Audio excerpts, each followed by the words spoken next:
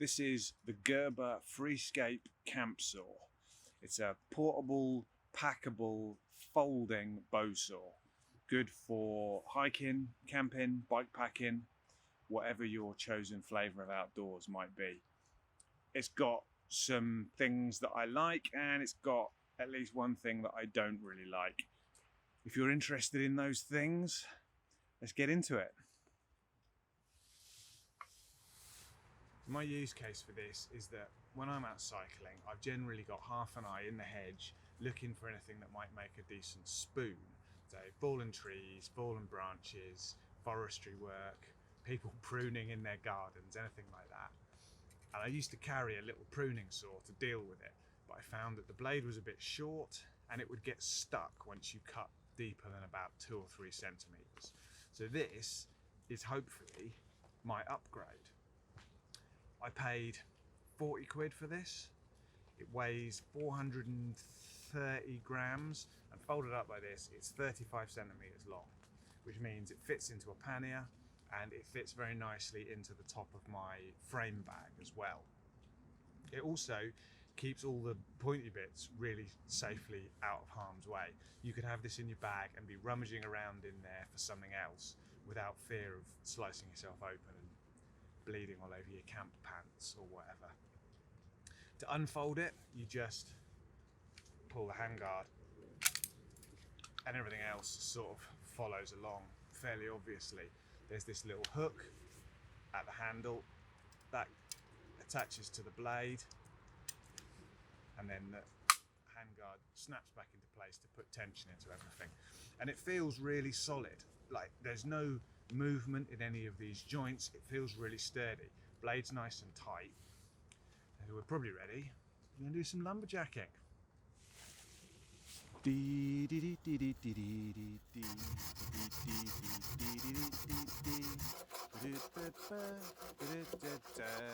Suspenders and a bra. So, made a few cuts. Pretty pleased, I have to say. That first bit was a piece of apple wood, what I liberated from someone's skip on the way out here. Apple is very sought after for spoon whittling, apparently. I've never tried it, so I thought I'd take a little bit. Unfortunately, this was the biggest there was. This is 1.5 inch diameter. Saw went through it like a knife through butter, no problems at all. After that, I did a bit of hazel, which was 4 inches in diameter. That also went pretty easily, although I did have to shorten the stroke length a little bit to avoid banging at the ends. And then last off, a bit of ash, which is 5 inches in diameter. And that started to get troublesome. It just started, there's not enough blades to play with really. It started banging on the ends and things. So I'd say up to 4 inches, no problem. 5 inches is doable. Beyond that, it's probably going to start getting quite annoying. But I'm pleased. I mean, it's a saw. There's nothing else I can do to test it. It's a saw. It saws wood. The only other thing which I do want to look at is the one issue that people talked about when I was reading up on this is the ability to swap the blade out. Now, I read quite a lot of comments and reviews online of people saying they liked the saw, but they couldn't get replacement blades for it. Now, I haven't seen any Gerber branded blades. They probably exist, but I imagine they're really expensive as well. I just figured this was internet people being daft internet people. So I ordered the saw, and I ordered this off eBay. This is a roughneck 12-inch bow saw blade. It was like £4 or something. And it does fit. The mechanism for swapping the blades is really simple. But there is something that you have to bear in mind, which I have already unfortunately found out the hard way. So I'm going to show you how we swap the blade, and I'll highlight the bad point when we get to it. All you need to swap the blade is a screwdriver. So with the blade untensioned, just undo this screw at the end. Only takes a couple of turns.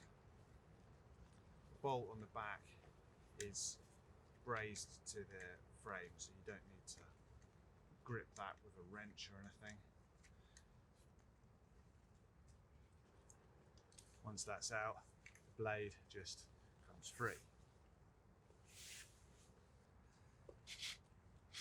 So here's the spare blade that I bought. And what we can see immediately is that although they're both 12-inch blades, the holes are not evenly spaced. The Gerber has two holes that attach to the frame much further apart than the roughneck ones. Now, this isn't necessarily a problem. We're going to put this in and I'll show you what we do. So the new blade simply slots in and we put the screw back in and tighten it up.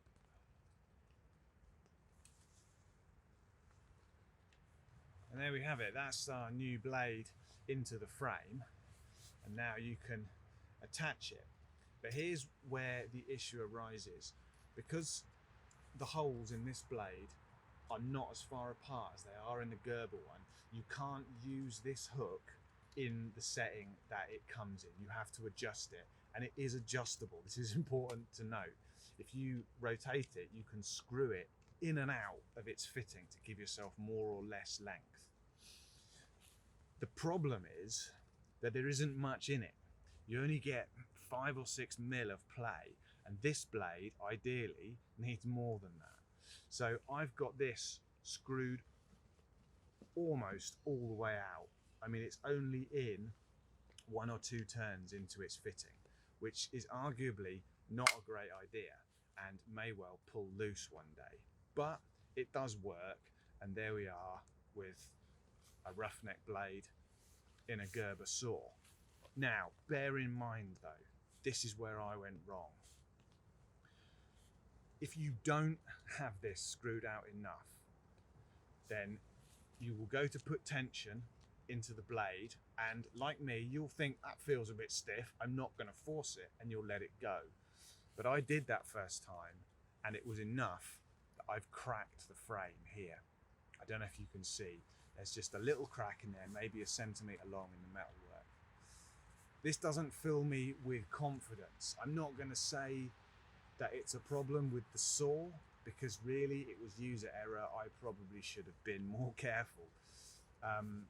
But it is something to bear in mind. You can break this. You can put enough pressure on this handle to break the metal down here without really trying that hard. You know, like I say, it's a new toy and I wasn't wanting to push it.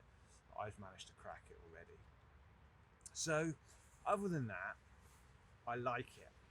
And I'm hoping that crack won't travel and that this will do me for a good long while yet. We shall see, we shall see. Maybe I'll revisit this one in the future. Maybe not. It's just a little quick review of a new tool I've got. Hope that was sort of interesting. I'm going to knock this one on the head now because I've got cold fingers and it's starting to get a bit gloomy. So thanks for watching. See you all next time.